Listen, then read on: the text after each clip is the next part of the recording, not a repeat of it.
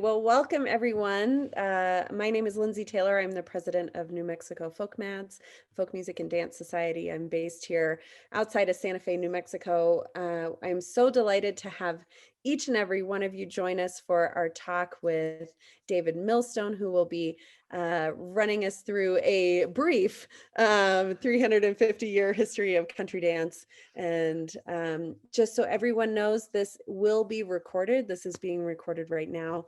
And once the presentation is over, then we will be posting it to YouTube so that you're welcome to share it out far and wide. You are welcome to keep your video on if you would like to prefer. We will be muting everybody during the talk. If you have a question, you're welcome to utilize the chat functionality. If you've never been to a Zoom event before, if you move your mouse on your screen, there is a button that appears at the very bottom that says chat, and I will be monitoring the chat. And if you put a question in the chat, then I'll pass that along to David once he's in presentation mode. But is it possible that there's someone who has never been in a Zoom meeting as part of this? You You never get a know. prize. But for those of you who've not been with us for a virtual event before, all of our year-long programming this year was obviously canceled due to COVID. And we were very blessed with a grant from the New Mexico Arts Commission to provide programming. And they are fully funding all of our virtual programs, so they're free all year long. We have a host of concerts and workshops that are happening. And so if you want more information about that, you can visit our website, folkmads.org. So without further ado, I would love to introduce David Millstone, our guest speaker today. And David will be, we'll be talking for about an hour and then a Q&A after that. So thank you, David, so much for being here today. I'm so delighted to have you here on our screen. Thank you. Well, it's fun to be here. And the challenge is I've taken what typically would take 2 to 2.5 hours, and we're squeezing it in. So I had a lot of coffee and I'll talk really fast. I'm going to be doing a presentation, which means I won't be able to see comments in the chat, but Lindsay's going to keep track of that, and she'll either interrupt me by screaming or something, or she'll hang on to that later on. There'll be a lot of names going past you, and if things work out well, we'll enter those names into the chat as we go along. And I do have a handout, a PDF that I can send people afterwards, and Lindsay will share emails, and I'm happy to send that out to people after. And there'll be time for questions, and at the very end, I'll put my email address up, and people are welcome to get in touch. I'd love to talk about this stuff. So here we go. We go into share screen. We remember to click all the important buttons. We do that. We do this. We share here. We go to this and press play. And you should see the title screen. Is that coming up for people? Yes, it is. Yes, great. So it's a pleasure to be here. Truth to tell, I would much rather have been with you all in New Mexico last Memorial Day, but we will get to dance again. I will get out there, and I look forward to that a great deal. I was at New Mexico FolkMADS once years ago, and I remember it fondly and look forward to being back. Here's a sneak preview of what we're going to be looking at. It's going to be a very high level view, so we won't be able to go into too much detail. I'm guessing that most of the people are contra dancers, although we've got people whom I know are English and square dancers in the mix. But for the contra dancers, you might think of this as a way of putting contras in context. We'll be looking at England and France and the US. We'll be looking at English country dance, contras, squares, and some related couple dances. We'll be looking at the ebb and flow, the waxing and waning of long ways dances and squares, which sort of duke it out for supremacy on the dance floor over the centuries. And then very briefly, we'll be looking at some key figures in the 20th century revival. I mentioned there will be a handout, so here we go. We're going to start in 1651, a convenient place, because that's when John Playford published his first book, The English Dancing Master, which that first edition had 105 dances in it. A third of them were long ways, which means that the rest of them, 60, 70 of them, are in lots of different formations, a lot of variety. 2 couple dances, 3 couple long ways, as in the one we're about to see, 3 couples in a ring, 4 couple dances, in squares, different formations. So incredible variety in 1651. And I thought a good place to start is with a short video clip of this dance, Upon a Summer's Day, which is the first dance in the first edition of Playford's English Dancing Master. So here's a little of that.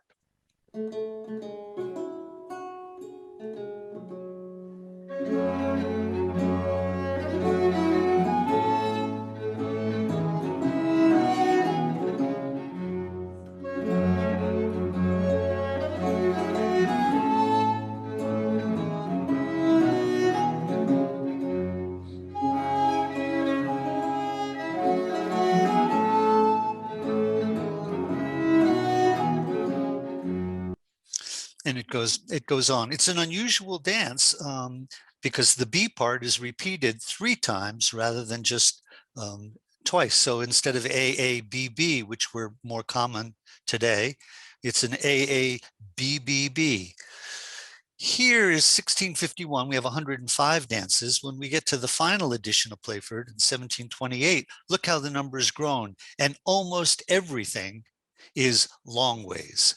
So in those 75 years, the variety has shrunk considerably for various social reasons, the people who are dancing, the settings in which people are dancing, but it's these long ways dances, which are the forerunners of contras, which come to America, to the colonies with the English colonists. And we see the start of dancing schools in Boston in the last third of the 17th century, late 1600s. Many people think, well, wait, weren't the Puritans, opposed to dancing? And Ralph Page, the great New England caller and historian, wrote, not all of them were pickle-faced killjoys. In fact, if you were a new minister, we find in the record, starting in 1694, we'd see ordination balls for new Puritan ministers. So dancing was very much a part of the social fabric. By the time we get to the late 1700s, and John Griffiths in Rhode Island, who's an itinerant dancing master, he made it as far north as 40, 50 miles into New Hampshire as a dancing master, published the first book of dances published in America. And so some of those we think of as American dances, Fisher's Hornpipe. The dance isn't done that much anymore, but the tune is still a staple on New England dance floors. Here's a taste.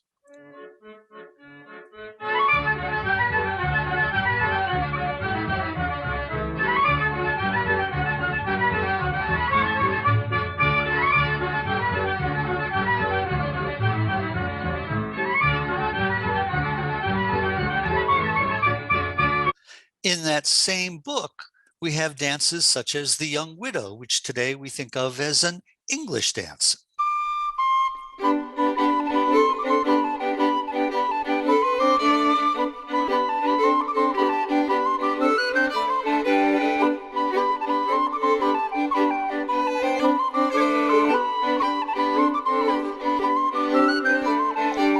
It's an unusual dance. It's a triple minor, and very unusually for that time, there's a part of the dance where the 2s and 3s are busy doing things and the 1s are standing still watching them. So even by the late 1700s, we're starting to see a shift from English to American, a lot of different things happening in the dance world here in the States.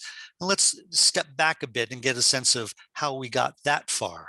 Well, first of all, back in England and in France, evenings typically started out at court with performances of couple dances.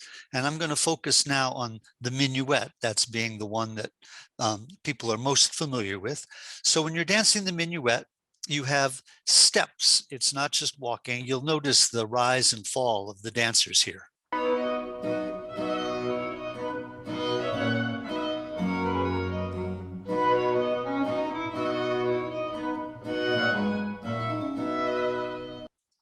Not only do you have steps, you have figures that you need to do. So here's the diagram of the introduction, this reversed est form, the presentation of the right arm, followed by the presentation of, oh, that should be left arm.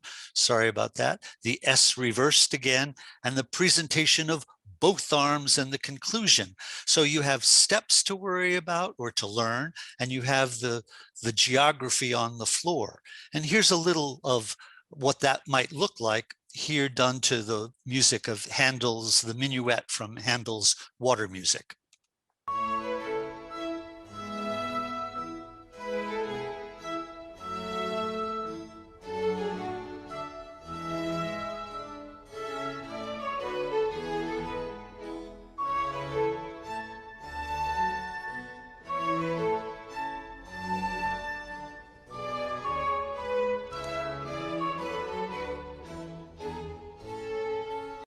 So you have the steps to learn, you have the geography. That's not the stressful part. The stressful part is that you are dancing while the whole court is watching.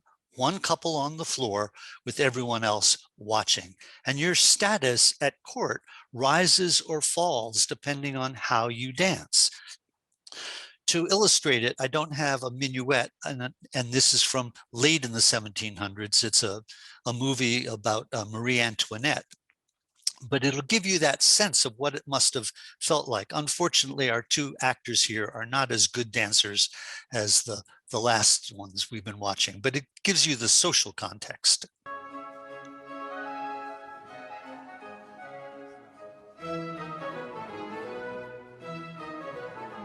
No pressure.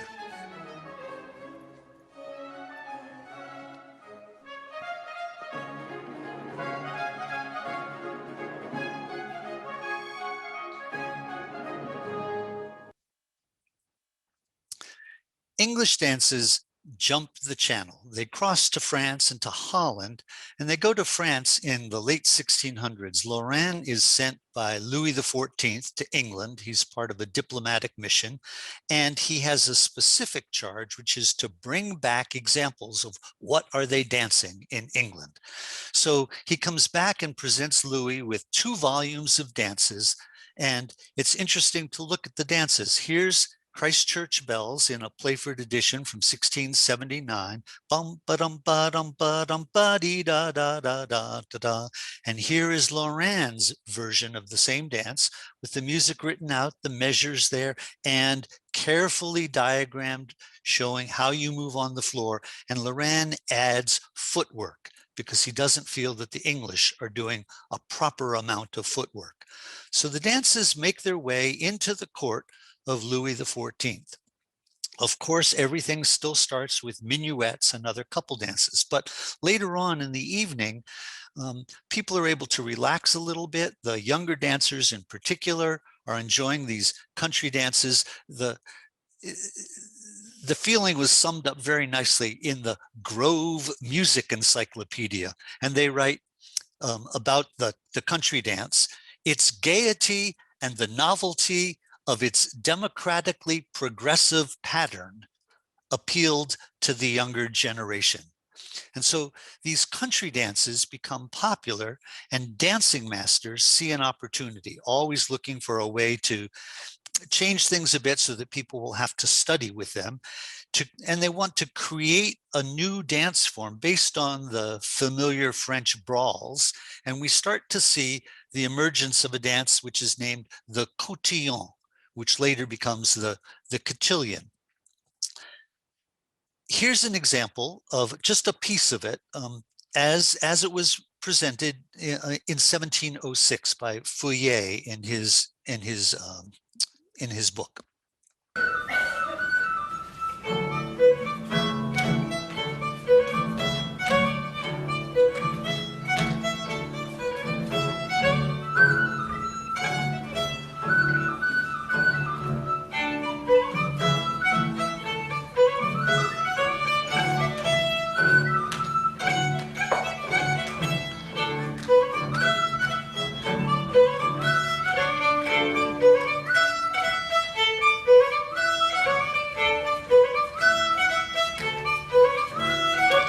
then would come the same chorus. That little hoppy thing that you see, and you'll see more of, is the rigadoon, a step that persists for quite some time.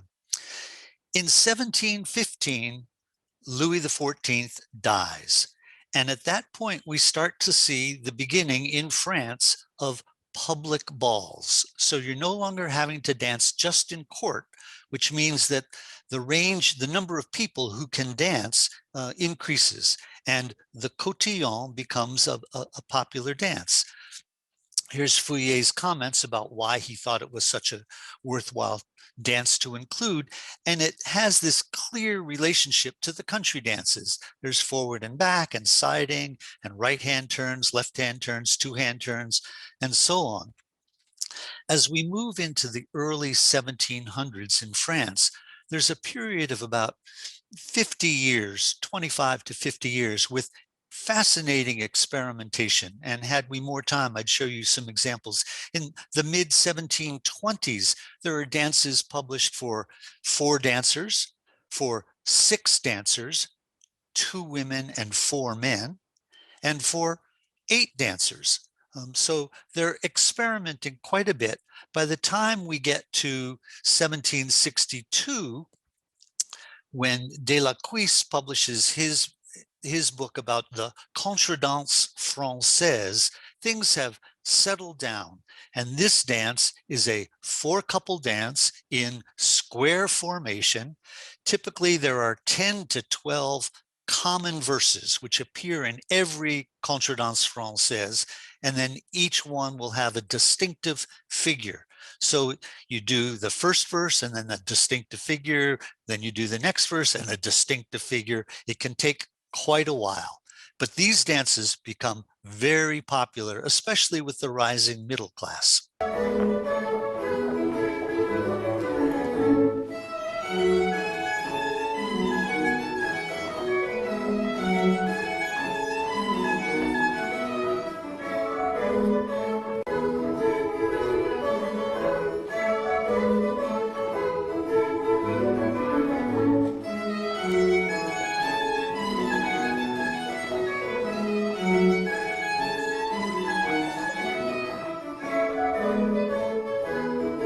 There's the rigadoon.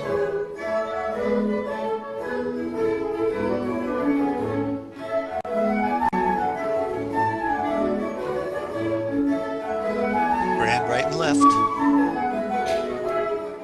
And we'll stop right there.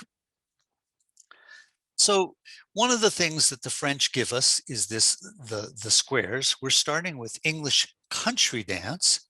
That becomes the French Contradance, which of course comes into American as Contradance. And that's why. So when your friends who aren't dancers say, so why is it called a Contradance? You can tell them that's why. So what's happening in the US at this time? Well, the French sided with the colonists during the American Revolution. We all know about Lafayette coming over and helping out George Washington.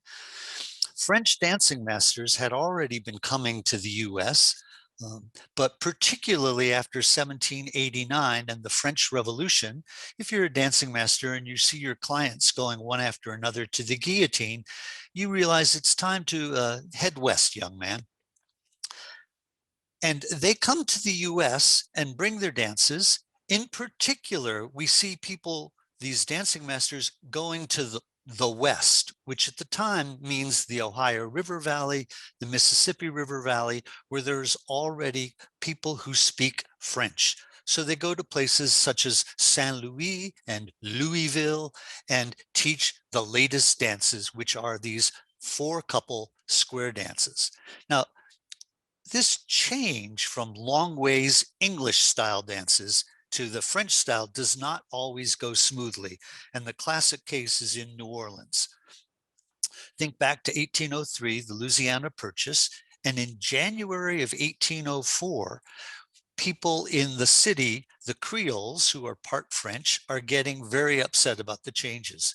And we start to see fistfights, brawls, at the public balls. Violins are smashed, police are called in, people are hauled off to jail. And finally, the New Orleans City Council issues a decree that henceforth and hereafter, at a public ball, the program will consist of one Contradance anglaise, an English long ways dance, followed by two Contradance françaises, two French style dances. The War of 1812 furthers this separation between many parts of the US and Britain, except in New England. New England has much closer ties to the mother country. There's a lot of trade going back and forth.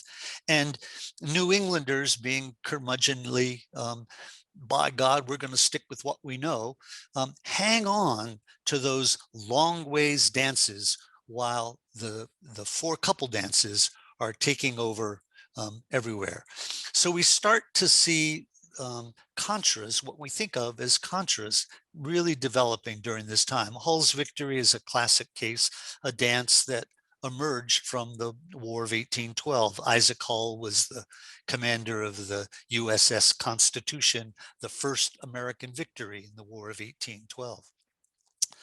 The other big change that's happening in the US is the emergence of the caller. And for this, I really want to give a shout out to Phil Jameson, who has done us all an incredible service with the research that led to the publication of his book, Hoedowns, Reels, and Frolics. And I urge everyone interested in country dancing to get a copy of this book. Phil's research demonstrates beyond the shadow of a doubt that the early callers were African American, both enslaved and free.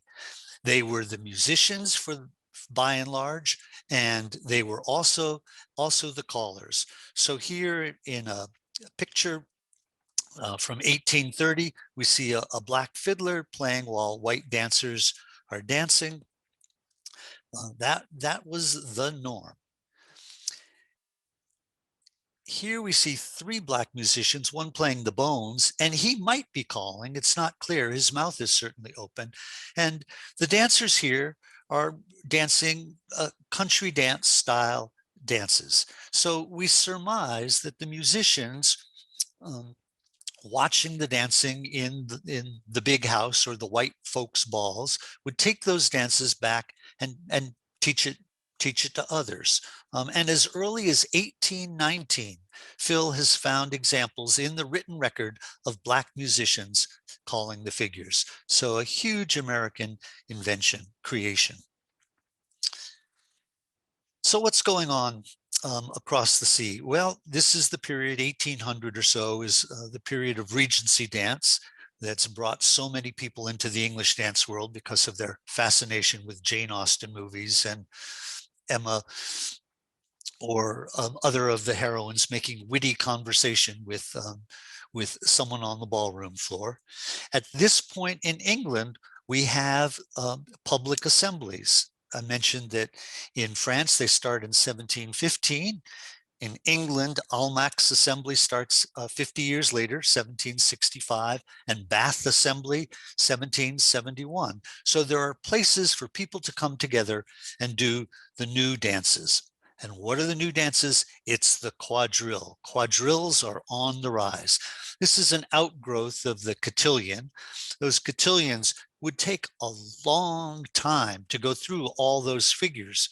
So the quadrilles sort of shrink it down a bit, make it a little more efficient, keep the distinctive figures, but move it along. We have British soldiers coming back after the Napoleonic Wars, bringing with them news of what's going on in France, and French items are always fashionable, but now people can go back and forth between England and the continent to see what's going on. And quadrilles coming from France become part of British society. And at Almack's in 1815, they become fashionable and are presented for the first time. 2 years later, we see the introduction of the Lancers quadrilles, a dance with 5 figures, each with its own tune that you'd have learned ahead of time. And here's an example of the third, just part of the third figure from the Lancers Quadrille.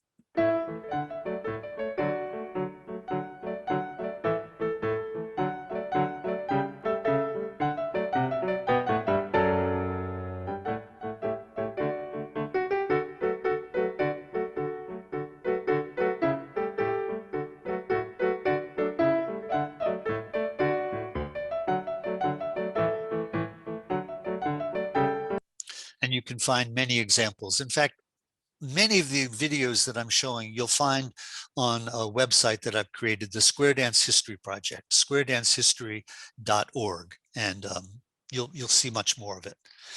We know that the quadrilles are popular for many ways. One is that cartoonists spend a lot of time spoofing them. Here we have the elegancies of quadrille dancing. There's another in the series, The Accidents of Quadrille Dancing. And quadrilles become very popular in part because you don't have long ways, sets.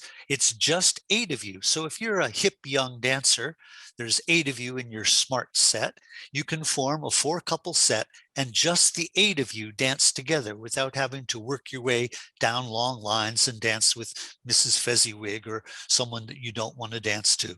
It's just you and your group, and they become very popular in England and in the US. And we'll look at a couple dance programs from the US, and you'll see that quadrilles, here with ditto, make up the dominant part.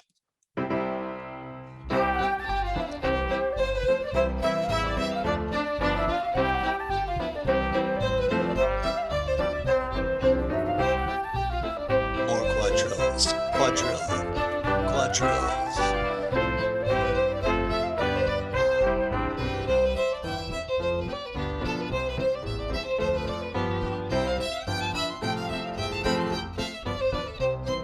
So there's a wonderful series of videos that was produced at the Library of Congress some years ago. And here's a taste of a 19th century quadrille. The music comes from later in the century. It's a John Philip Sousa tune. It's an amazing ballroom floor. This is at the Library of Congress, probably hard on your feet. But what a setting, huh?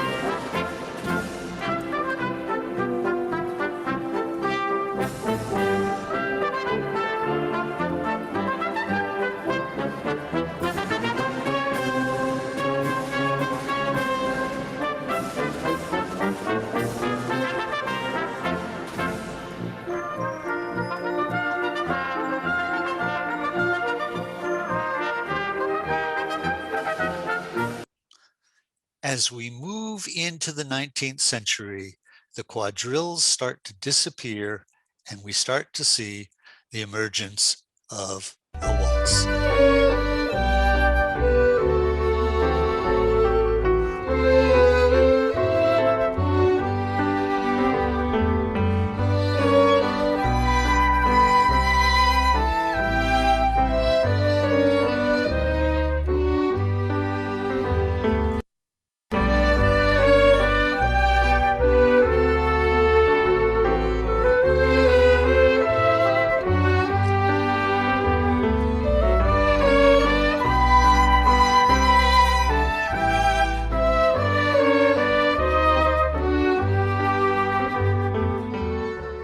The waltz, and then the polka.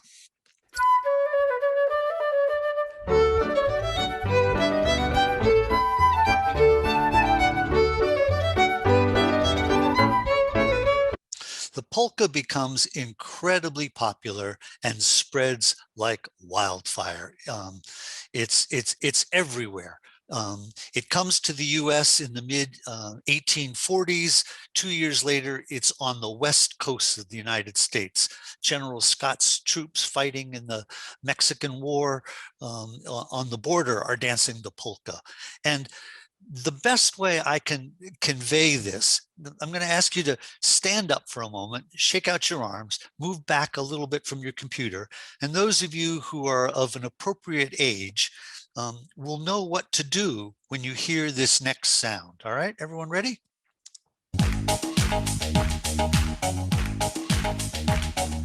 Baila tu cuerpo, alegría, Macarena, que tu cuerpo es para dar la alegría y cosas buenas. I picked the Macarena because it's similarly, in my mind, it's that kind of dance craze. I was teaching elementary school. I had never heard of the Macarena, and suddenly it was everywhere. My fifth graders were putting on demonstrations of the Macarena at our weekly assembly program. At faculty meetings, teachers were asked to dance the Macarena. It's like, what? Where did this come from? And suddenly it was everywhere. So it was with the polka. That simple hop 1, 2, 3, hop 1, 2, 3 swept across America. Polka dots become the fashion, the Jenny Lind polka. And the polka has innumerable variations. And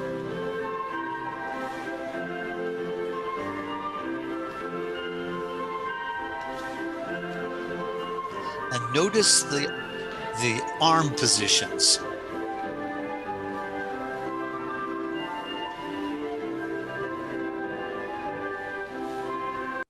Closed position dancing, where the gentleman is holding his partner with an arm closely around her.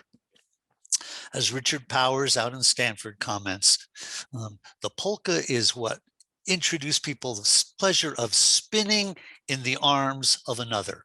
And if you were incensed about the waltz before, by God, now you had a lot to be incensed about.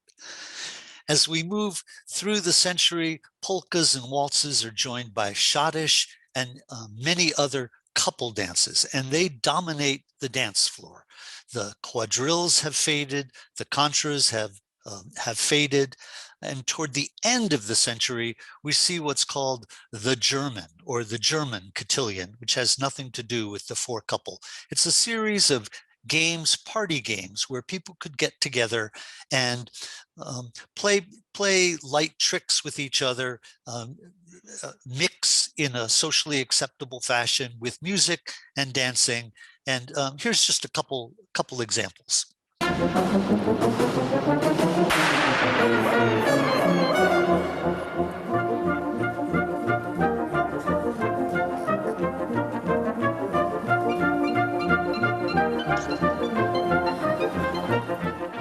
I love that variation. I call this dance, but I don't have the variation where the loser has to hop on one foot while he fans the others. Here's another example.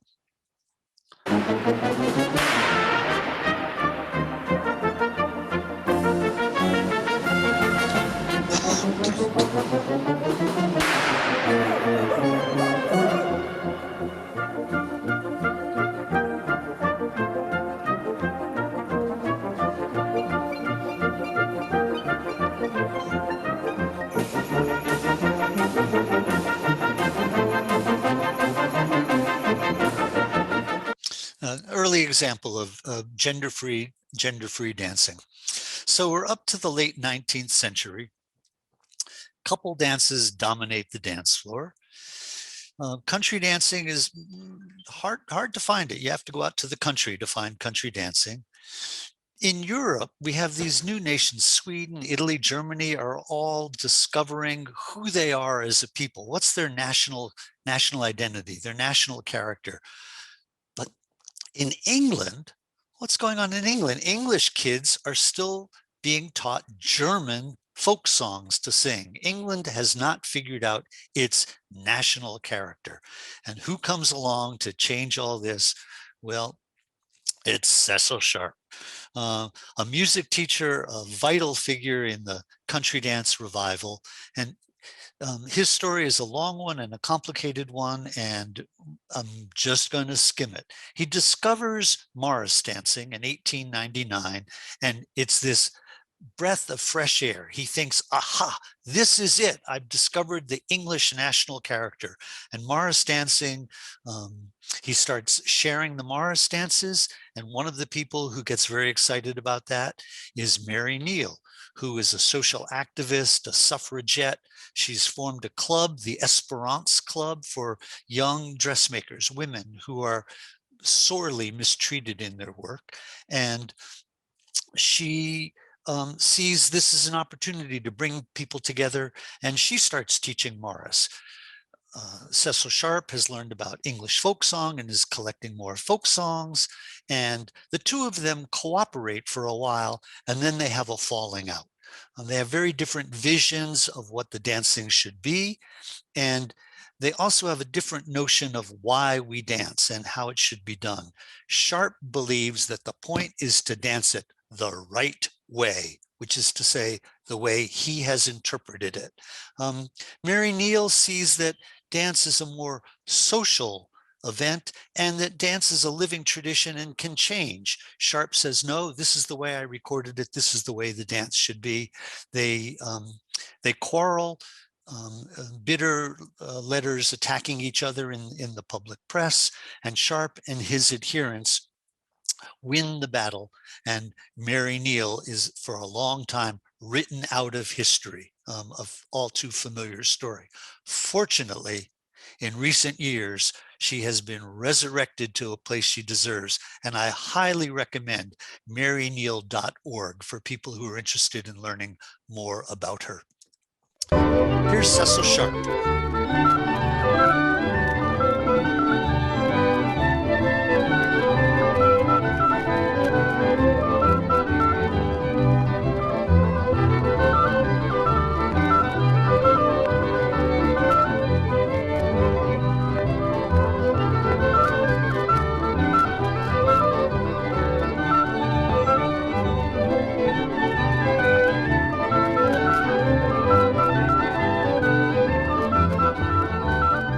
And something went wacky with the audio. I apologize for that. So Sharp starts collecting folk songs. He publishes his first volume and subsequent volumes where he's discovered the Playford dances, those dances from the late 1600s. He researches sword dances, founds the English Folk Dance Society, and in 1915 comes to America for the first time. He's invited here to choreograph dancing for a production of Midsummer's Night's Dream. He establishes a branch of his English Folk Dance Society, first in New York and a couple days later in Boston. And in time, those become Country Dance and Song Society.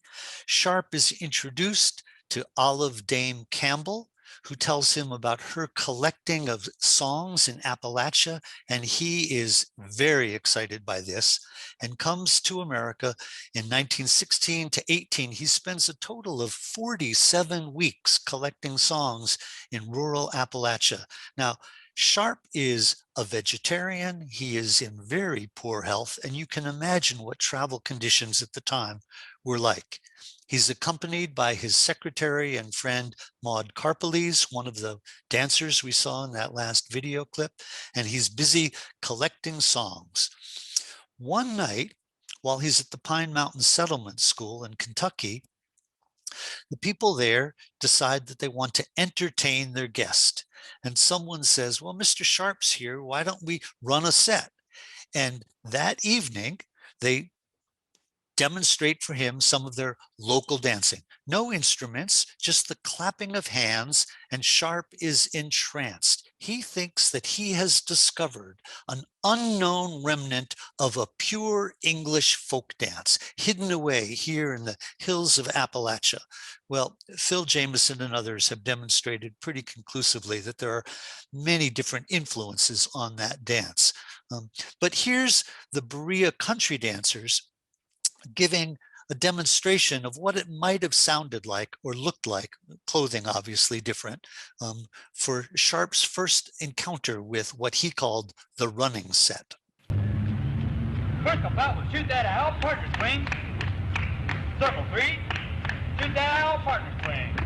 Circle 3, shoot that out, partner swing. Circle 3, shoot that out, partner swing. Circle 4, shoot that out, don't I know.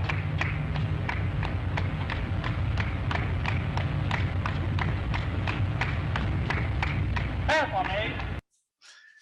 The dance goes on, and at a later occasion at a different site, Sharp sees the dance being done and records it in extraordinary detail and publishes as book 5 in his series of the country dance books. his description of the running set. He gives lectures and talks about this dance form and spreads awareness of this dance form, which has close relatives to other Southern Appalachian dancing. The Appalachian, the big set, the big circle dance. We're going to look now at some of the revivals in the US in the 20th century. And I want to apologize for the people coming up, each of whom deserves more time. And I hope that you'll jot down some names or get them from the chat and go do some reading on your own, because they are all fascinating people. A series of revivals, one in New York City in the East, Michigan in the Midwest, one that starts in Colorado but spreads over the entire country, and then finally a New England revival. So we're going to start with someone you may not have heard with, a gentleman named Luther Halsey Gulick, and the whole notion of muscular Christianity. Gulick is a physician who has this intense interest in physical education and recreation. He's a teacher, he's a practitioner, he is a mover and shaker in New York. He becomes president of the Playground Association of America. And this is a time when immigration in the US we see vast numbers of people coming to the US, especially from regions who haven't come before, Eastern Europe, people flooding into New York City and other large cities on the seacoast. And this muscular Christianity notion in part is about physical fitness, physical activity. It's when we see the YMCA, the Campfire Girls, other similar organizations, people being physically active, the start of settlement houses along the East Coast to help provide services for the immigrants who were coming in. And one of the ideas is to have them share their culture with each other so that they can become part of this melting pot of America. It's been a theme throughout American history. There's a play, The Melting Pot, produced in 1908. This notion is very, very strong. And the idea is that we'll help these people stand straight and tall and able to shoulder the burdens of being citizens of a democratic nation. He forms the Campfire Girls with his wife. And in 1910, he publishes his book, The Healthful Art of Dancing, which argues strongly for the role of dancing, sound mind, sound body. He actively promotes the work by Elizabeth Burchenall, one of his colleagues, and she goes off to do even more than she had been doing before. The notion of folk dance as a way of bringing together. So here's Elizabeth Burchenall. She is a researcher, a writer. She's on the faculty at Teachers College at Columbia. And in 1903, she introduces folk dance as part of the curriculum for aspiring PE teachers. She introduces folk dance a few years later into the curriculum, the phys ed curriculum of New York City schools. She founds the American Folk Dance Society, and she collects Contradances in New England. So instead of a book of dances, who knows whether they're being done, these are dances that she has collected in New England and upstate New York. And of course, I have to play a little clip of Money Musk.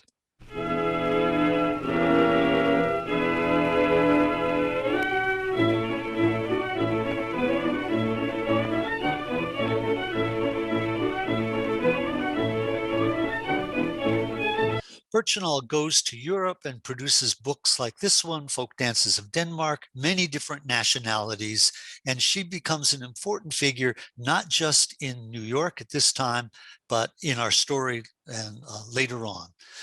Another person who is impacted by the rising tide of immigration is Henry Ford.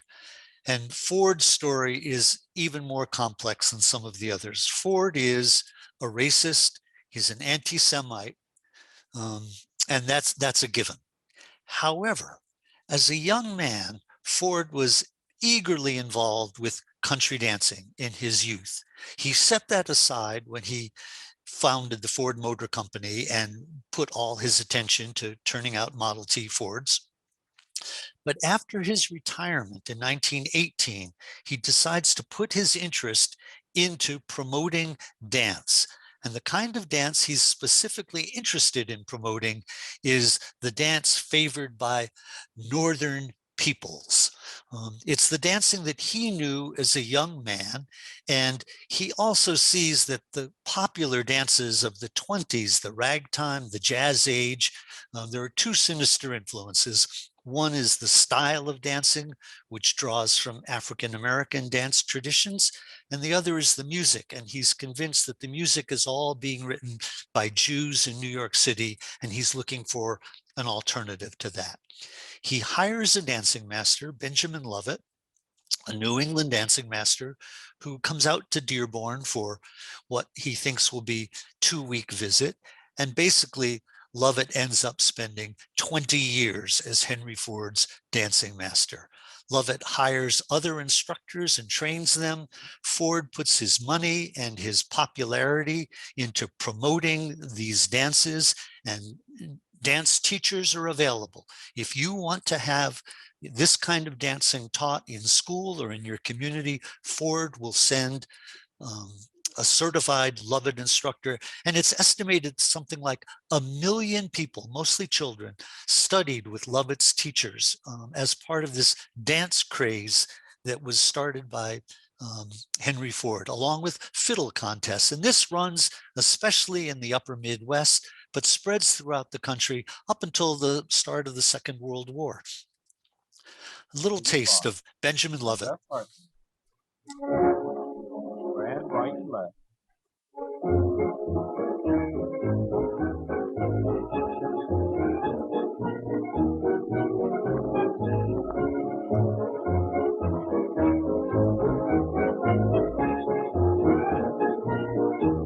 Head couple promenade on the inside and face out. Right couples in line. This is part of the 5th figure of the Lancers.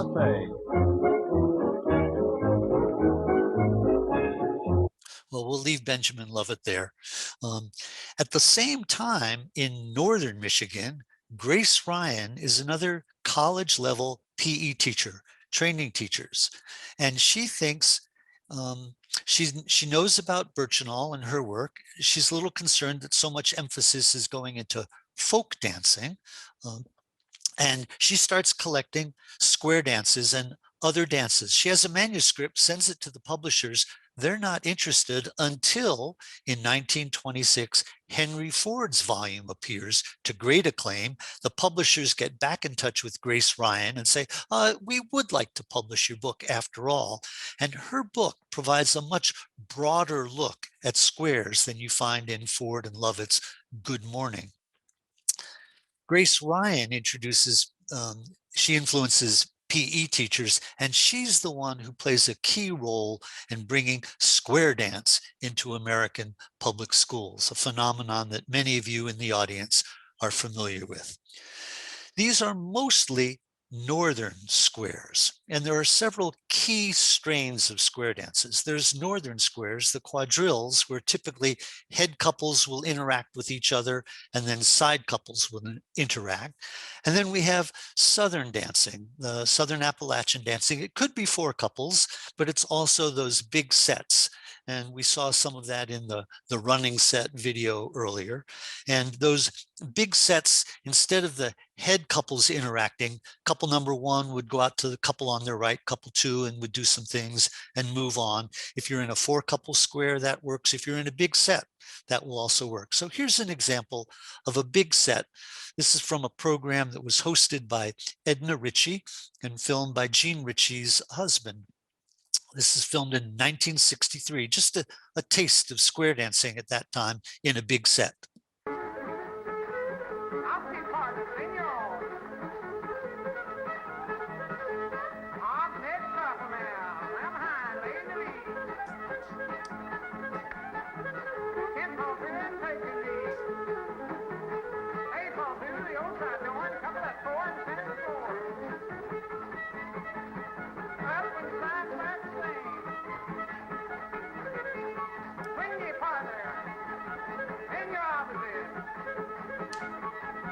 Hi, your partner now. Turn around the next couple. Ten folks, real quickly. Hey, folks, near the old side. You want to couple that four in the center of the floor. A whole different style of dancing. And in Southern dancing in particular, we see the African-American influence, the African influence, figures such as Birdie in a Cage. And again, this is a video that you can see on the Square Dance History Project website. So we have these two strains, a northern strain of square dancing, a southern strain, and they're heading west. They meet up in the west. And in Colorado in particular, we see the start of what becomes the modern square dance movement. And the key figure in this is Lloyd Shaw. Now, Lloyd Shaw, we could spend an entire hour just talking about Lloyd Shaw. So look him up if you don't know about him. I'll give you just a taste. He starts in the early 1900s as a high school teacher, becomes a principal, becomes a superintendent of schools, all within 8 years. He is a dynamic, charismatic individual, a progressive educator. He was the coach of the football team, and his small school in Colorado Springs won the state championship in their division. He becomes superintendent of schools the following year, and one of the first things he does is abolishes football as a program. He feels that it's not right for young men to be given hero status because of their genetic makeup. He wants activities that all students can participate in, and he starts looking for all kinds of different activities. He is in Denver and hears a lecture by a visiting scholar, and that's Elizabeth Birchenall. And she's talking about folk dancing and the benefits of folk dancing. And Shaw thinks, aha, that's it. That's the activity that all my students can get involved in. He invites Birchenall to come to Colorado Springs, and in 1922, she comes and spends several days teaching folk dances to his students. Shaw's excited about this, and several years go by, and he happens to be at an agricultural fair, the seed show, and sees a demonstration being put on by a group of old-time Colorado square dancers. And the light goes on again. Aha, this is the American folk dance. He starts looking in books and going out and doing research and introduces square dancing to his students. Not for the younger ones, that was folk dancing, but the high school students get to do square dancing. If you are a good dancer and a good student, you are invited to join the demonstration team, the Cheyenne Mountain Dancers. And the Cheyenne Mountain Dancers travel throughout the Rocky Mountain states, and starting in 1939, travel all the way to Washington, D.C. to perform at the National Folk Festival. They are a huge hit. They travel to New York. They travel to Bennington College, to the dance program there. They go to Chicago. And for the next several years, they travel once to the East Coast each year, once to the West Coast, and everywhere they go, people are fascinated by this. After World War II, Shaw starts leading classes in Colorado Springs, and hundreds of would-be dance leaders and dancers come to learn how to teach dancing. How can you do this, Dr. Shaw? How can you get young people so excited about this? What are the techniques? What is the philosophy behind this? And squares take off in an enormous way in the US in the post-World War II era. I'm going to give you one example. Here we are in Santa Monica, the Diamond Jubilee in 1950. Lloyd Shaw is one of the MCs. He's coming in a limousine with Governor Earl Warren, and it takes 15 extra minutes to get to the stage because everyone wants to shake hands, not with Governor Warren, but with Lloyd Shaw. Here's a little taste of the newsreel from that event.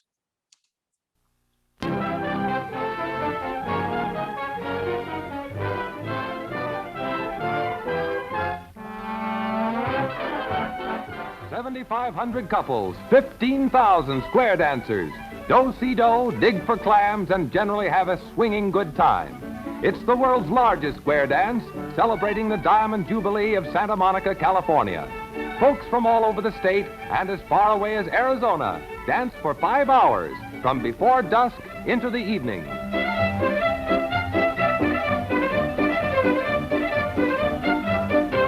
You can watch the whole clip on the Square Dance History Project website. Square dance boom, late 1940s up to 1952-53, becomes huge. Recreation departments offer classes in square dancing, and lines instantly form around the block as soon as the word gets out, so much so that they have to offer additional classes. Somewhere between 15 and 30 million Americans participate in modern square dancing. And it's the reason why you can stop generic person on the street and ask them, well, what do you know about contra dancing? And you get this, huh? Look, and you can stop those same people on the street and say, what do you know about square dancing? Yee-haw, swing your partner round and round. You can go online and find Bugs Bunny doing square dancing from 1950. It becomes a huge thing. Here's one example. This is in Omaha, 1953. And I've talked to callers who say, yeah, I remember calling in Nebraska. And when the curtain rolled open and the band was behind me, we looked out and there were 800 squares on the floor. Ed Durlacher in New York City called for as many as 10,000 people in Central Park. Square dancing started, modern square dancing started simple. And then they decided, let's have lessons. So you would go to class for 6 weeks to learn all you needed to know to be a square dancer. In time, that was 12 weeks, 18 weeks, 24 weeks. The norm now to become a mainstream square dancer is about 36 weeks. And since most people dance plus, that's an extra summer. So we're talking basically 2 years to learn what you need to do. The number of figures grows dramatically, and square dancing becomes increasingly complex. And when I do talks about contra dancing, we see some of the same trends in increasing complexity. I just mentioned contras. We haven't talked much about contras. Come on. Here we go. So Ricky Holden, who came out of square dancing in Texas, wrote in 1954, put together the Contradance book, and in that compiled all the currently available popular dances that had appeared, contras, total of 91 of them, and a handful of modern dances, the first of which was 1936 and the Timber Salvage Reel in 1938, both of those written by Ralph Page.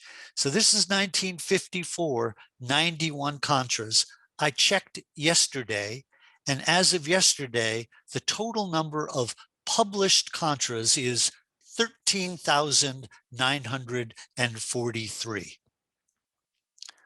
Contra dancing has taken off. And one of the people responsible for that is Ralph Page, who was a square dance caller in southwestern New Hampshire, grew up in a small village that was part of Nelson, New Hampshire, in an area where contras remained part of the local dance tradition. He called squares and he called contras. Here's a taste. Now the first couple balance to that couple on your right. You join hand circle once around, and you right and left over, and you right and left back, and swing with your darling Nellie Gray. Ralph Page travels, teaches dances, and becomes an incredibly influential figure in keeping Contradance alive and spreading it to new people. He has these deep New Hampshire roots. He travels to Stockton, California, to the International Folk Dance Camp there, starting in 1950, and is on staff for a dozen years. He is sent with other folk dance leaders by the State Department in the mid-1950s to Japan for a 6-week tour to teach American folk traditions to the Japanese. He has very strong opinion about how dancing should be done, summarized by this wee bit of elegance. He has no patience for stomping around on the dance floor. He publishes Northern Junket, an extraordinary labor of love. All the issues are available online.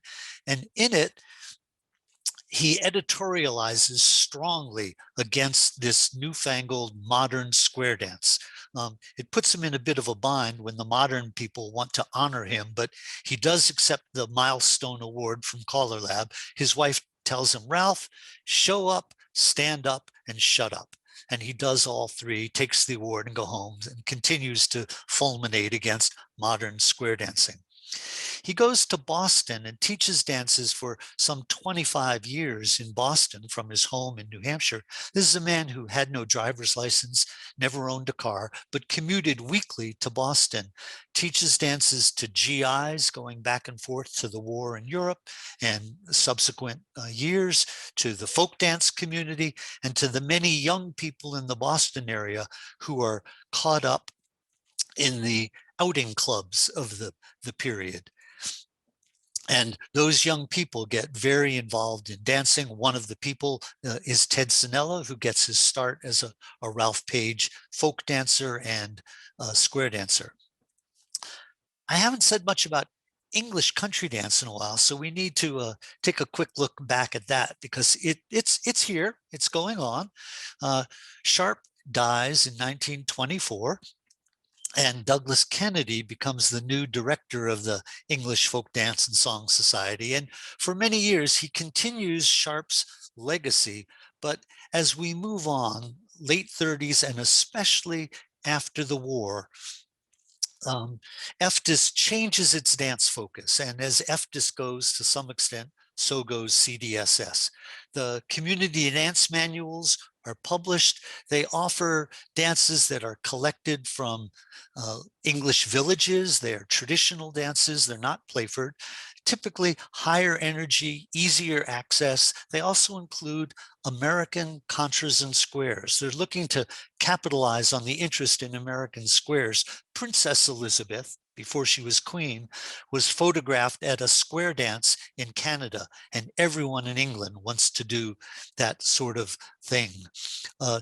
CDSS gets involved in this, and as early as the early 50s invites a traditional Western caller, a Texas caller, Ray Smith, to come to Pinewoods, where he teaches traditional Western squares and some of the newfangled modern style. So we have the Playford dances, and we have this infusion of new energy.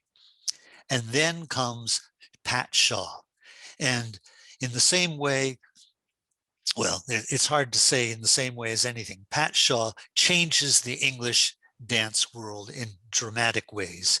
He goes back to the Playford manuscripts, re-examines them, starting in the 60s, runs a series called Another Look at Playford, where he is at Cecil Sharp House and doing his interpretation of dances. When I started English dancing, we would talk about Shaw siding versus Sharp siding. Sharp siding, the curvy siding over and back, Shaw siding into lines. And the other big thing that Shaw does is says, it's okay for us to write new dances. He said, all these old dances in Playford were written by somebody, and we too can write dances. And he himself, starting at age 13, started writing dances.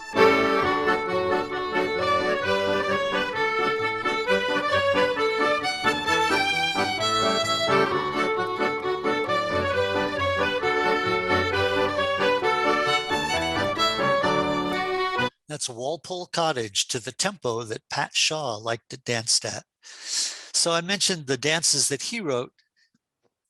These are the dances composed by Pat Shaw. Here, Monica's Delight, written at age 13. Shaw comes to Pinewoods in 1974. He's invited to come to be on staff and shakes things up with his pronouncements, his way of siding, and this notion of writing dances. And sure enough, in the fall of 1974, Hudson Barn is written, the first dance written in America, coming after this whole period of only doing Cecil Sharp interpretations and older dances. So English country dance has changed in a dramatic way. And another important figure at this time, less well known, but becoming better well known, is Carl Whitman. Carl Whitman is a political activist with Students for a Democratic Society in the 70s. He's a gay rights activist who publishes the Gay Manifesto. And in the early 70s in Oregon, and then later in North Carolina, he introduces the notion of gender-free terminology in his teaching of English and Scottish country dancing. So nearly 50 years before the discussions that we're having so vigorously in the last few years, Carl Whitman is showing a way for people to teach in a more inclusive manner. The one other figure who needs to be mentioned is Dudley Loftman. And Dudley is such an important figure that I made this documentary about him. You can order the DVD if you'd like. He is, I would argue, the key reason why contradancing has spread over America. Dudley is a charismatic individual, and starting in the 60s and into the 70s, leads a movement that brings thousands of young dancers into contradancing. Leg around to the right when you balance. Leg around to your right and you balance once again. Leg around to your right and you balance to your partner and go round to your right and you balance once again. Dudley had an open mic policy, so dozens of musicians got a chance to share the stage and learn those contradances. In the 70s, when I started out, I started dancing in 72. There was a while where people up until then would talk about going to the dance or going to a square dance. For a period in the 70s, we went to a Dudley dance, and there were large numbers of people. And as they moved away from New England, they took the dancing with them to all parts of the country, and contradancing established a foothold.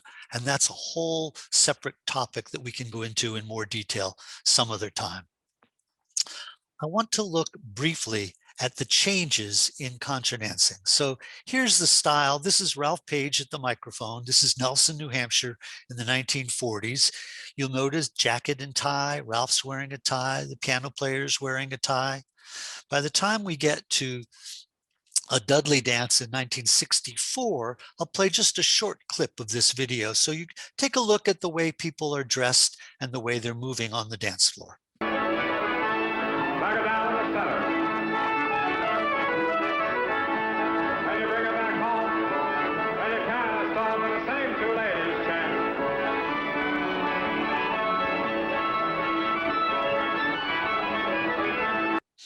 A very handsome individual playing harmonica, calling, playing accordion. We'll fast forward a mere 11 years, and here's a dance in the 70s at the height of Dudley's rising popularity. Oop.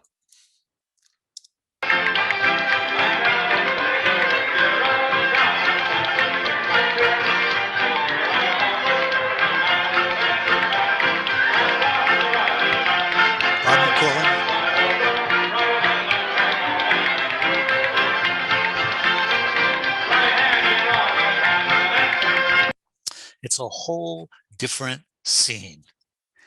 Dudley appears at the Newport Folk Festival, where it's the New England country dancers. They're performing for some 16 or 18,000 people. No one has ever heard of contradancing in that audience. The following year, when Fox Hollow Festival in upstate New York starts, it's the Canterbury Country Orchestra and the New England Contradancers. And the first time that we see an evening program being billed as a contradance comes in September 74, when Larry Jennings and some of his colleagues start the NEFA Contra series. Young callers spread the dances, and there's a direct influence from Dudley and all around the country. We also start to see spreading of squares, where Sandy Bradley brings a style of dancing, and from Albuquerque, Pam McKeever takes the Lloyd Shaw dances, the flying squares that he was so famous for, and takes those to dance camps across America. We start to see new norms developing at the dance. There's an increased number of figures. Instead of the 20 or 25 basic figures of the early 70s, we're now up to 50 or 75 figures that you might meet at a Contradance. And because of that, in part, we see the rise of the all popular newcomers session. There were no newcomers sessions when the young people discovered dances in Nelson in the 60s. No newcomer sessions when I was starting in the 70s, but now I think it's the norm at most dance series. The variety of program has changed. We've lost many of the couple dances. Now we're down pretty much to a waltz at the end of the first half and the second half. Some communities will do a hambo, but the Salty Dog Rag, the polka, the schottisch, the Varsuvien, the Gay Gordons, Road to the Owls, in most communities, those have faded away. And what we're left with for programs is basically Contra, Contra, Contra. We start to see people dancing either side of the set, non-gendered dance roles. And then with that, the question of, well, what's the language that we're going to use? A few more points and then I'll stop. One is the music is a huge change in both the English world and in the American world. We'll start with English. Here's Apley House, played by Orange and Blue.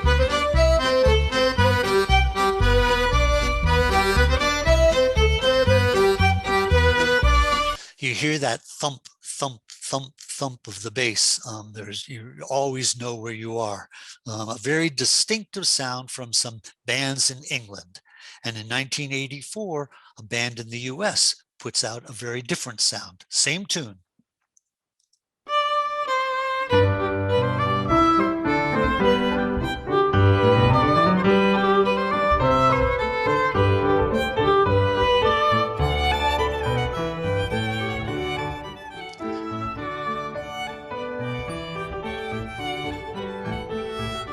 And Bare Necessities reshapes the sound of English country dance music throughout the United States and now carrying over to England. Let's look at the American side. We had Dudley and the Canterbury Orchestra, a big band.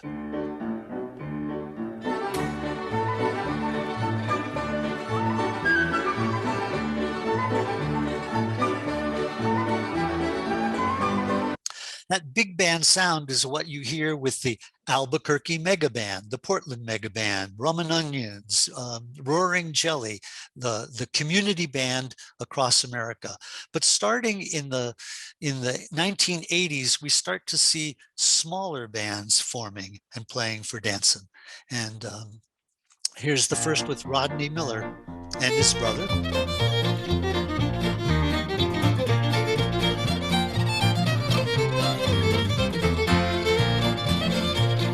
A tight combo, a different sound. And as the years go by, we start to see an even more changed sound.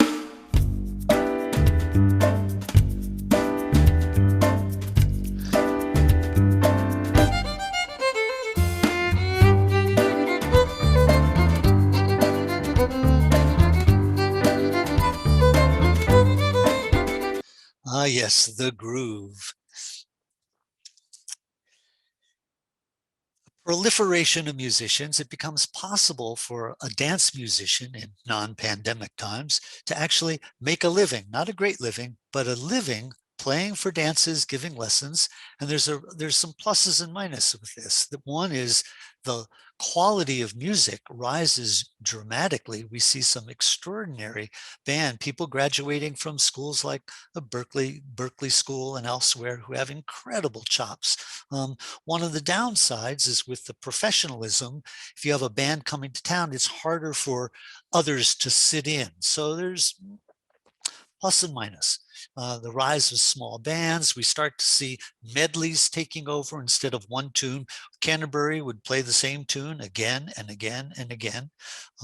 New instruments, new sounds, arranged musical sets. Wild Asparagus in particular developed this notion of developing an arrangement and putting it on.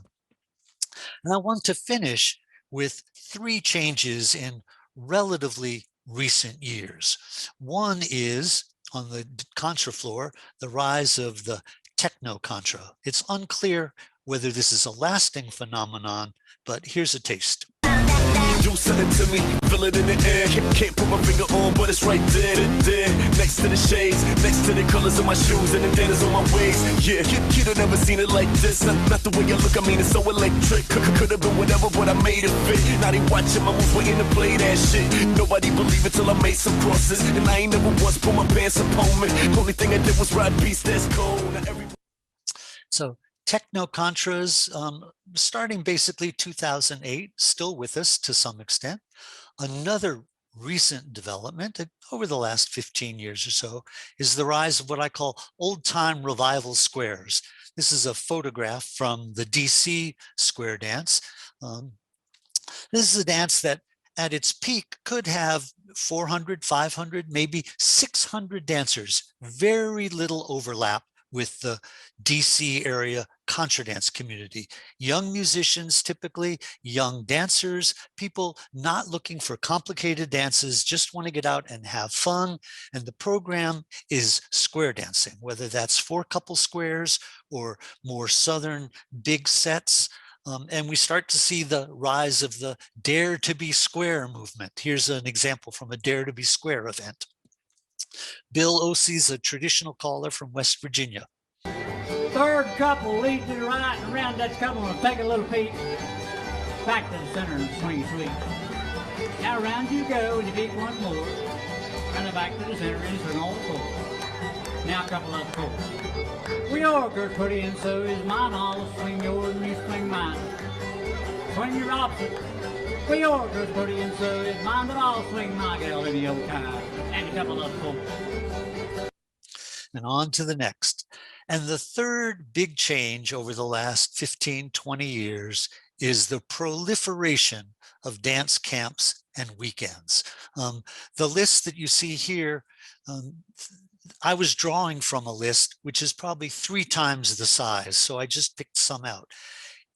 We now have so many special events, and it's unclear if we have enough dancers to keep them all going. There's some concern that we're cannibalizing from each other, and it remains to be seen how this will all shake out. So these are some of the recent developments that are affecting the dancing that we have. I'm going to finish with just a couple questions, and I'm not going to provide the answers. So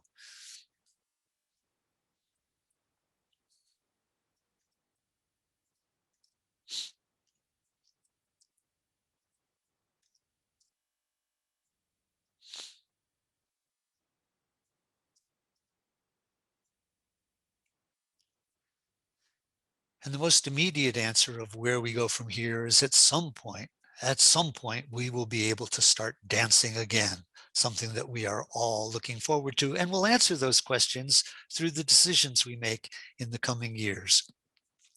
If you want to get the documentaries, they're available. If you've got questions or comments, here's my email address. There's my website. You can get in touch with me that way. I want to thank you so much. I'm going to stop sharing and we'll see what there are for questions. I know I've run over time a little bit. I ask your indulgence. It's been fun pulling this together, and I love talking about this with anyone who has questions. Thanks very much for being here. Thank you, David. You all are welcome to unmute and answer questions or put them into the chat, and I will read them out as you have them. And David, you are coming to New Mexico in hopefully July or August. Is that true? Say what? Are you coming to New Mexico in a few months in July or August? Or is that a different camp that I'm thinking of? No, it's a different David Millstone who's coming. Oh, okay. I have no idea. No, I'm not planning to come in July or August. I'd love to be there, but. Yeah, all right, no worries.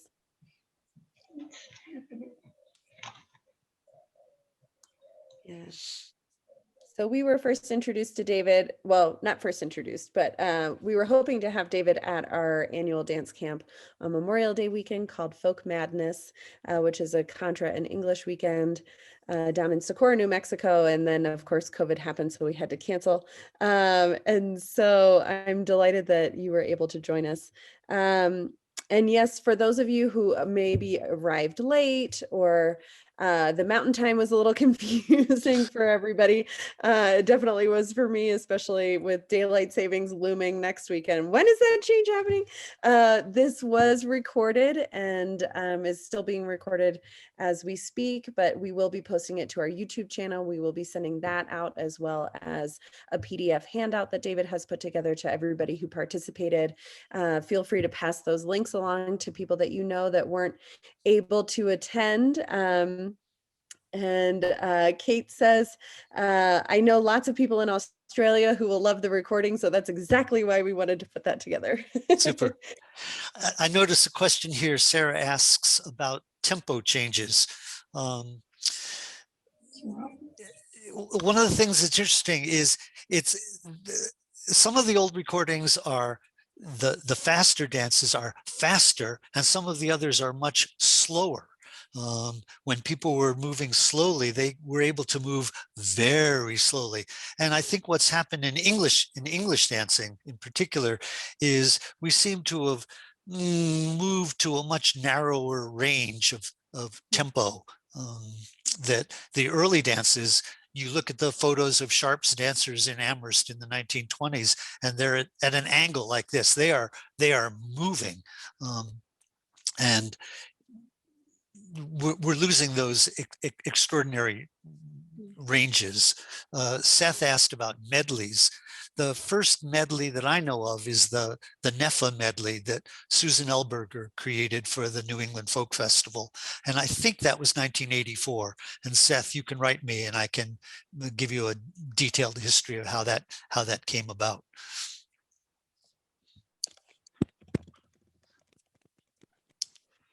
Hello, Dan? David.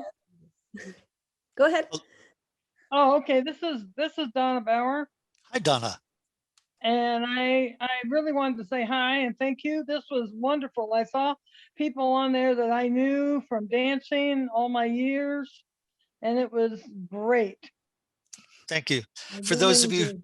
who don't know Donna, she coordinates the Lloyd Shaw Foundation Dance Center in Albuquerque, and she played a key role. I put together a project honoring the Hall of Fame members from the Square Dance Hall of Fame, and their portraits are in Albuquerque at the Dance Center. And Donna made it possible for Peter Esherick to go in and take beautiful photographs of these paintings. And if you look for Square Dance Hall of Fame, you'll find a website about the people who are pictured in Albuquerque, where right now, not many of you get to see it. But if you're ever in Albuquerque, go to the Lloyd Shaw Dance Center and take a look at those paintings. Well, most of the people are in Albuquerque, and they come, and some of the people that rent from us, maybe not the concert dancers, but they come and wonder. They're kind of surprised by all those eyes looking at them, and they wonder what are those pictures doing up there. They don't really know the significance of them. Yep. And it's great that you did that, because now people will know they're there to see, plus the history and the whole dance center. Mm-hmm. Other questions, comments? I apologize for just sort of my way through it, but I really hope you'll go back and look up some of these people and learn more about them. Hey, David, thank you. It was a wonderful review. What is the status of modern squares across the country now? Discounting pandemic. In general, modern squares are on a long, steady decline. The 50s is when it took off. The people who populated modern squares were largely people of the so-called greatest generation, guys getting out of the World War II, who had learned to follow orders and march in close order drill, who were used to following instructions, wives who were home and eager to get out and do something together.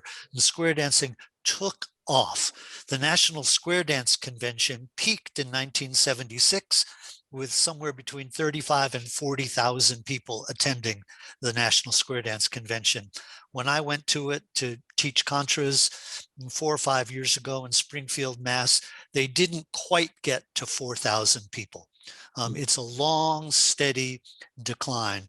And had we more time and had I a soapbox to stand on, I would talk about some of the trends in contradancing that make me worry that contradancing may be going on a similar path to modern squares.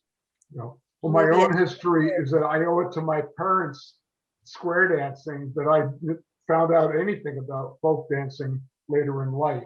So I wonder how many of us that's true for. Yeah. I'm in my 70s. People my generation certainly had square dancing in schools. I did. Right. Many people didn't like it. Others did. It provided an early exposure. We did have a question about from Wendy. Do you think there's a relationship with Morris dancing and ECD and minuets? Oh, Wendy. You know, not my field of expertise. So I'm sure there's, I mean, a relationship with Morris and ECD. Well, yeah, Morris and ECD are certainly related. You know, we have Morris dancing has the jip figure, the whole jip and the half jip, and we all know in English dance the discussion about the G word, and I have no idea whether it's connected to the minuet. Part of what I've been fascinated by is learning about this whole period in the late 1600s, early 1700s, finding some wonderful videos that I didn't get to show tonight of that transition. There was a lot going on then. I think I can say that Morris dancing is not the remnants of an ancient ritual of a human sacrifice, which was the story that was put forward for many years. Wow. So I have a question. You know, a lot of people stop us and, well, what is contradancing, or what does that word mean? And so the word contra for contradance, that came from a French word? Contra? Well, it came from country dance, Okay. became in French contradance. It sounds the same. You know, if you're French, you have to have a French word. You can't use a by God English word for that. You have to have something French. So they called it the contradance, and they had the contradance anglaise, the English contradance, the long ways, and then the form that they developed, the contradance française, the French contradance, the 4 couples in a square. And then that contradance comes back into the English language as contradance. So that's where it comes from. Okay. It's handy because it has built into it this notion of standing across from one another, but that's not why it got the name. Fascinating.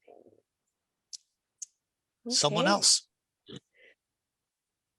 Well, I will go ahead and put David's email address in the chat as well. I know he loves having chats and conversation over email. So if anyone has to leave or wants to think about what they've heard and go through the packet and then ask their questions too, that's acceptable behavior here. Yeah, I love talking about this stuff.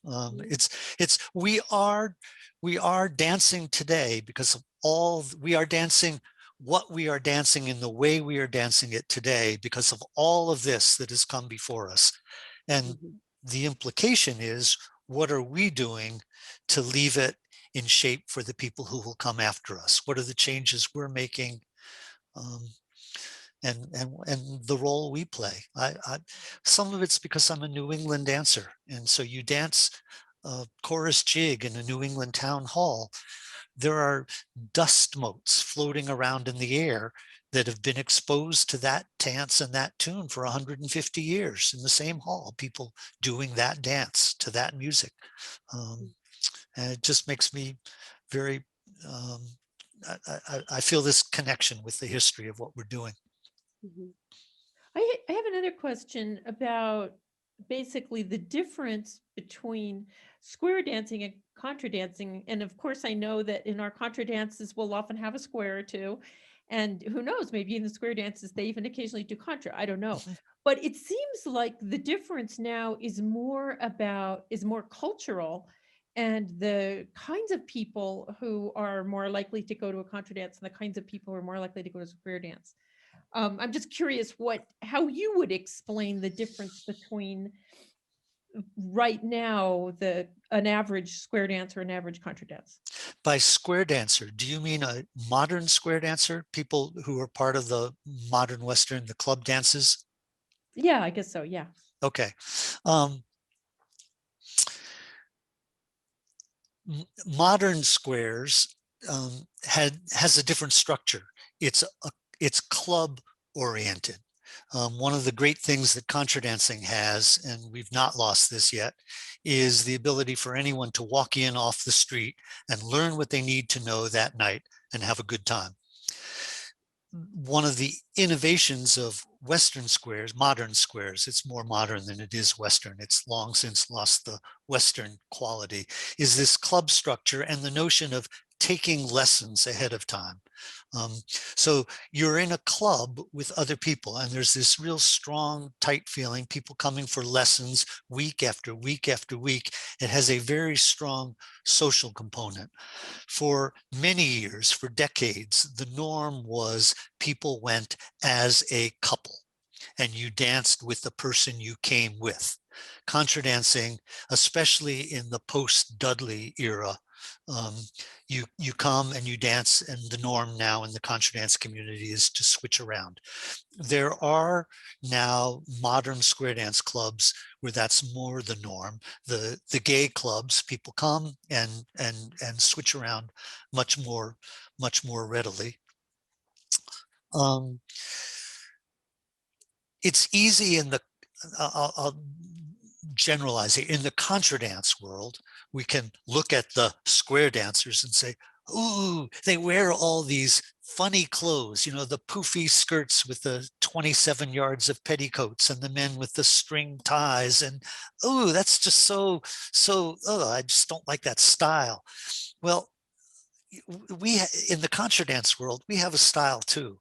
I can go to Peterborough, New Hampshire on the day of the snowball in mid-January and stand outside on the street and watching people in their winter clothes walking down the street saying, oh, contra dancer, non-dancer, normal person, contra dancer.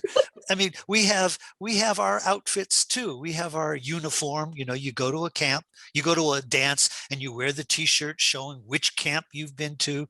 You know, we have, and modern square dancers look at contra dancers and say, they don't even have enough respect for the dance form to dress up when they go out dancing. They wear these T-shirts and running shorts and sweatbands. You know, let's respect the dances. My feeling, and when I started the Square Dance History Project, squaredancehistory.org, we include all forms. And my feeling is we share so much in common. We love to go out and dance with other people. And isn't that wonderful? Moving to music, sociable activity. We're not sitting at home watching television. And my feeling is that the two activities, instead of dissing each other, have much to learn from each other. People are always saying, David, you need to call more complicated dancers. There's that continual push in the contra dance community for more complicated. You want complicated? Go do modern squares. Right? At the start, you have 70 figures in mainstream, 69 figures. When you do plus, you're up to about 100. When you're a challenge dancer at C3 or C4, you have about 1,000 figures and concepts that you're responding to. If you want complexity, it's there for you. Find a club where you don't have to wear those clothes, and many clubs have loosened that considerably, and enjoy it for what it is. Many of the contra dance callers whom you know and enjoy, sneak a little secret tip, are also modern Western square dancers. I'm not. There's not a club close to me that I'm able to join. Anyhow. We had one time for one more question, and then we'll have to close out for the Yep. evening. From Gwen, when the French dance masters came over, did they not move into areas that were strongly French Canadian? So dances in those areas did not have direct influence at that time. Gwen, I'm not sure. I mean, yes, they certainly came to Canada. They came, well, maybe not so much to Canada, because Canada early on was of course British. And so it might not have been as welcoming to them, where the US was welcoming people from France. Again, our history in the Revolution and the War of 1812, they certainly went to areas where there were French speakers in the US, and the quadrilles are certainly a part of French Canadian culture. The greatest influence that Quebecois dancing and music has on New England and through New England to the rest of the country is in the music. And then the other thing that we get from the Quebecois is the long swing. There are dances from Quebec where you swing for 32 beats or 64 beats. You know, in a typical contra, you get balance and swing, and the swing is 12 counts. So the long swing comes from French Canada. So Lindsay, thank you. Thank you. So someone says, but you can do modern square dancing on Zoom. Yeah, I've not been participating in Zoom dancing. I want to have, I'd like to hold out my hand and have a physical person at the other end of it and not a virtual person, and it'll happen. So thanks very much for being here. Do get in touch if you want to talk more about this. Lindsay, thank you. Thank you so much. I want to save the chat. Yes, save the chat. And thank you so much. Just a reminder, we will be sending out that PDF via email. And so whatever email you registered with, you will receive a link to the recording video and the PDF handout. I'll probably be able to send that in the next day or two, because the video file will be fairly large and my slow rural internet it'll take an overnight session to get that uploaded. So it'll take even longer for it to get to mine. I'm broadcasting from our local music center, which has fast internet. Lovely. So thank you so much, David, for being here. Thank you everyone for attending.